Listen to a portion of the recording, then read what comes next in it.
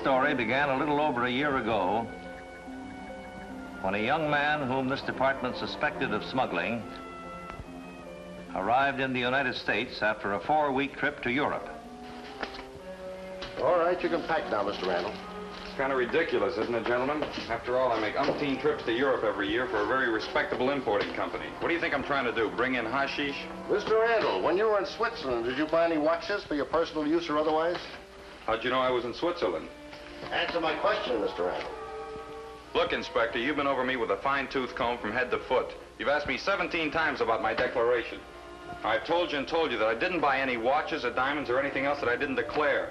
What do you want me to do, turn myself inside out to prove it to you? You can go now, Mr. Randall. Well, thank you. The rest of my clothes in there? Yes, sir. Thanks again.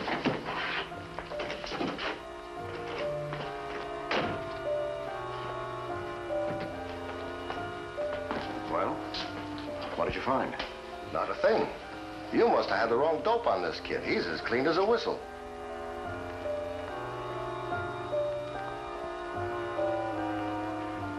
It isn't often that customs investigators have the wrong information on a suspected smuggler.